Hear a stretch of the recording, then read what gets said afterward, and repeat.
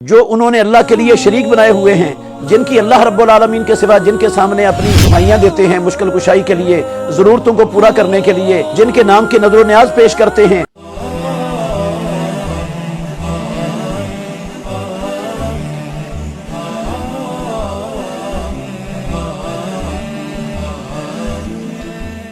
نحمدہ ونصلی ونسلم علی رسولہ الکریم۔ 14واں پارہ سورہ ہجر اور سورہ النحل پر مشتمل ہے۔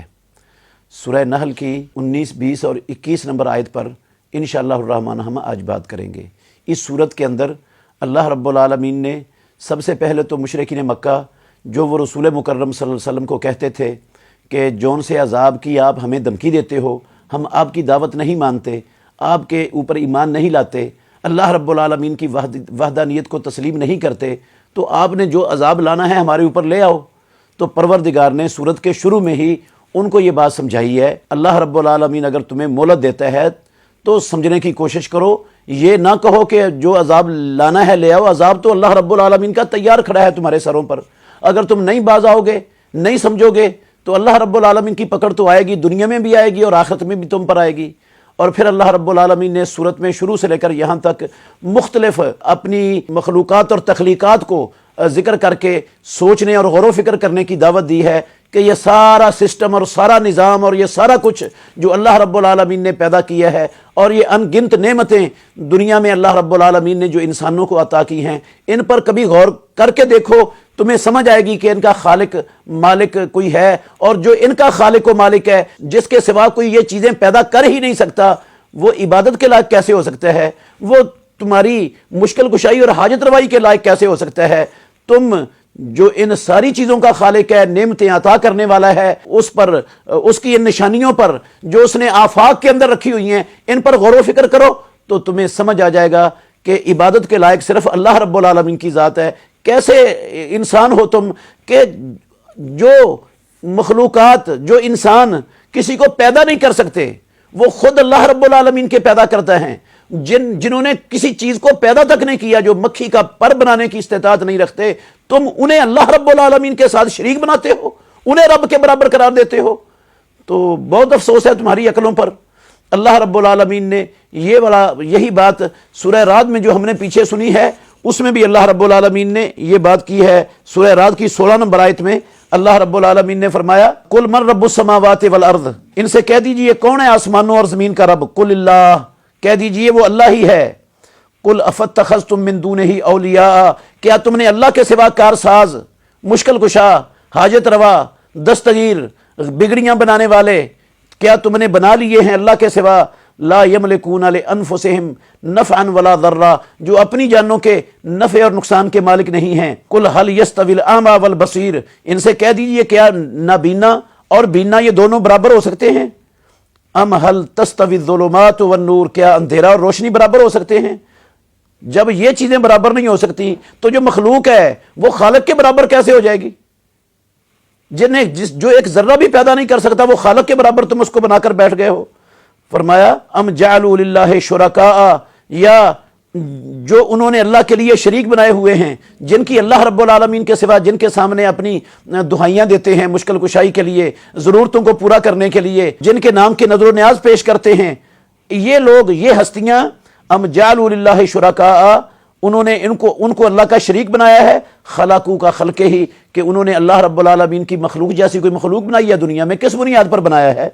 فتشابہ الخلق علیہم، اور ان کی مخلوق، ان کی تخلیق ان پر مشابہ ہو گئی ہے کہ پتہ نہیں یہ اللہ کا پیدا کردہ ہے یا ہمارے معبودوں کا پیدا کرتا ہے۔ ایسا تو مسئلہ ہی کوئی نہیں ہے، وہ خالق ہر شے کا اللہ ہے، انہوں نے ایک ذرہ بھی پیدا نہیں کیا، اور تم نے جو خود پیدا شدہ ہیں ان کو اٹھا کر اللہ رب العالمین کے ساتھ شریک کر دیا ہے، شریک بنا دی ہے۔ قل اللہ خالق کل شیء وہو الواحد القہار، اور یہی بات اللہ رب العالمین نے یہ سورہ نحل کی 19 اور 20 اور 21 نمبر آیت کے اندر کھول کر بیان فرمائی ہے۔ فرمایا والذین یدعون من دون اللہ لا یخلقون شیئا وہم یخلقون، جن کو یہ دنیا والے اللہ کے سوا دور و نزدیک سے مدد کے حامل سمجھتے ہیں کہ وہ مدد کر سکتے ہیں، ان کو مدد کرنے کا اختیار ہے، اللہ نے ہی ان کو اختیارات دیے ہوئے ہیں دور و نزدیک سے مدد کرنے کے، تو وہ تو لا یخلقون شیئا، کسی چیز کو پیدا بھی نہیں کر سکتے، وہم یخلقون، اور وہ خود پیدا کیے ہوئے ہیں۔ اموات غیر احیاء، وہ فوت شدہ ہیں، زندہ بھی نہیں ہیں، وما یشعرون ایانا یبعثون، اور وہ یہ بھی شعور نہیں رکھتے کہ ان کو کب رب العالمین ان کی قبروں سے اٹھا کر میدان محشر میں جمع کر لے گا، ان کو تو یہ بھی شعور نہیں ہے۔ ان آیتوں سے ایک بات اور بھی سمجھ آتی ہے کہ جب یہ آیات پڑھی جاتی ہیں تو ہمارے معاشرے کے کچھ لا علم، کم علم لوگ جو قرآن و سنت کو، کتاب اللہ کو ترجمے سے اور صحیح معنوں میں پڑھنے کی کوشش نہیں کرتے سمجھنے کی، وہ ان آیتوں کو لگا دیتے ہیں کہ یہ آیتیں تو بتوں کے بارے میں نازل ہوئی تھی، اور تم بتوں والی آیتیں اللہ رب العالمین کے نیک بندوں پر، اولیاء اللہ پر لگاتے ہو، تو یہ تو اولیاء اللہ کی توہین ہے، تو یہ تو بتوں کا معاملہ ہے۔ حالانکہ اس آیت کے اندر اللہ رب العالمین نے واضح اشارات ایسے موجود ہیں اس آیت کے اندر کہ جن سے پتہ چلتا ہے یہ بتوں کے بارے میں آیتیں نہیں تھیں۔ ویسے بھی مشرکین مکہ اور دوسرے مشرکین سارے وہ صرف بتوں کی پوجا کرتے ہی نہیں تھے، وہ تو شخصیات کی پوجا کرتے تھے۔ عیسیٰ علیہ الصلوۃ والسلام کی پوجا ہوتی تھی دنیا میں، عزیر علیہ الصلوۃ والسلام کی عبادت ہوتی تھی، مریم علیہ الصلوۃ والسلام کی عبادت ہوتی تھی، جنوں کی پوجا ہوتی تھی، سورج چاند اور ستاروں کی پوجا ہوتی تھی، فرشتوں کی عبادت لوگ کرتے تھے، اور بھی یہ کوئی بھی ان میں سے بت نہیں تھا، ان کی سب کی عبادت ہوتی تھی۔ تو بتوں کی جو عبادت ہوتی تھی وہ بتوں کی، پتھروں کی عبادت ہے ہی نہیں تھی اصل میں، کیونکہ پتھر ان کے نزدیک کوئی مقدس چیز تھی نہیں۔ وہ جو انہوں نے مجسمے بنائے ہوئے تھے، اصل میں ان مجسموں کو سامنے رکھ کر ان شخصیتوں کی وہ پوجا کرتے تھے اور عبادت کرتے تھے جو جن شخصیتوں کو وہ نیک سمجھتے تھے۔ آپ دیکھیں نوح علیہ الصلوۃ والسلام کی قوم کے وہ لوگ جب شرک دنیا میں پیدا ہوا ہے تو جن کے مجسمے بنائے تھے وہ انہوں نے پتھروں کی پوجا نہیں کی تھی، انہوں نے تو ود، سوا، یغوث، یعوق اور نصر، یہ نوح علیہ الصلوۃ والسلام کی قوم کے اولیاء اللہ تھے، نیک لوگ تھے، اللہ رب العالمین کی عبادت کرنے والے تھے۔ تو شیطان نے جو ہے نا ان کے مجسمے بنوا کر عبادت کروائی ان سے، وہ عبادت ان کی نہیں تھی، وہ عبادت ان نیک ہستیوں کی تھی۔ اسی طرح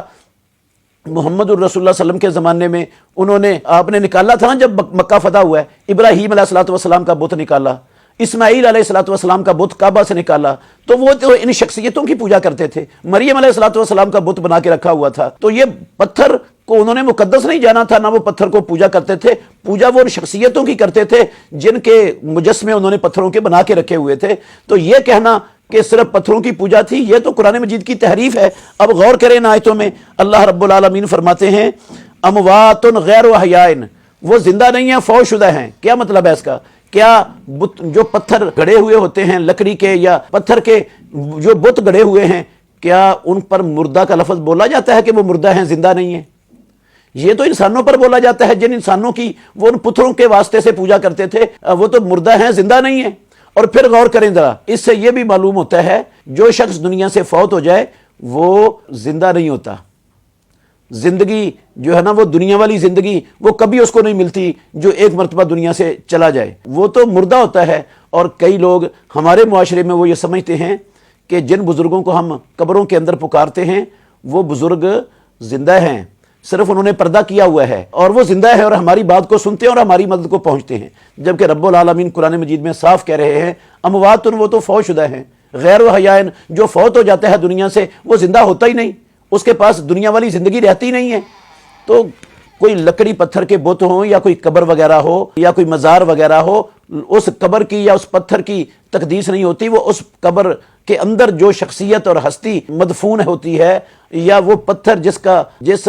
شخصیت کا مجسمہ بنایا ہوا ہوتا ہے، عبادت اصل میں ان کی ہو رہی ہوتی ہے۔ پھر اگلی آیت پر غور کریں، اللہ کہتے ہیں وما یشعرون ایانا یبعثون، ان کو تو یہ بھی شعور نہیں ہے کہ وہ اپنی قبروں سے اٹھائے کب جائیں گے۔ کیا بتوں کو اللہ رب العالمین نے قبریں ان کی بنائی ہیں؟ کیا قبریں ہیں اس دنیا میں بتوں کی؟ یا وہ بت دوبارہ قیامت والے دن میدان محشر میں اٹھائے جائیں گے؟ تو یہ بتوں کی بات ہی نہیں ہے۔ وہ اٹھائے جانے والے وہ اللہ کے نیک بندے اور صالحین اور اولیاء اللہ ہے، جن کی یہ لوگ ان کی دعوت کے بغیر انہوں نے ایسا کوئی پیغام دنیا میں چھوڑا ہی نہیں تھا، انہوں نے ایسا کوئی سبق دنیا کو دیا ہی نہیں تھا۔ یہ شیطان کے پیچھے چل کر انہوں نے ان کو معبود بنا لیا تھا، وہ تو اس سے بری تھے، وہ تو بذات خود اللہ رب العالمین کی عبادت کرتے تھے، اللہ کی عبادت کے سوا وہ کسی کی نہ عبادت کرتے تھے، نہ اس کی دعوت دیتے تھے، نہ وہ دے سکتے تھے اس بات کی ایسی چیز۔ اللہ رب العالمین کا یہ فرمان، اس سے یہ پتہ چلتا ہے کہ یہ خیال بعض لوگوں کا درست نہیں ہے، یہ قرآن مجید کی تحریف کے زمرے میں آتا ہے کہ یہ بتوں کے بارے میں، بت کیسے ہو گئے؟ وہ بتوں نے تو اٹھنا ہی نہیں ہے، بتوں پر تو مردہ کا لفظ ہی نہیں بولا جاتا، غیر احیاء۔ اور پھر لا یخلقون وہم یخلقون، وہ پیدا کیے ہوئے ہیں، وہ پیدا کر نہیں سکتے۔ یہ بتوں کے بارے میں تو اللہ نے نہیں کہنا تھا، وہ ان ہستیوں کے بارے میں کہنا تھا جن ہستیوں کی رب العالمین کے سوا پرستش ہوتی تھی۔ تو ان آیتوں کو ہمیں انصاف اور دیانتداری سے ہم غور کریں گے تو انشاءاللہ الرحمن ہمارے یہ شبہات دور ہو جائیں گے جو بعض لوگوں کی طرف سے اچھالے گئے ہیں اور لوگوں کے ذہنوں میں موجود ہیں۔ اللہ ہمیں سمجھنے کی اور عمل کرنے کی توفیق عطا فرمائے۔ آخر دعوانا الحمدللہ رب العالمین۔ بہترین صدقہ جاریہ حاصل کرنے کے لیے اس ویڈیو کو لائک، کمنٹ اور شیئر کرنا مت بھولیں۔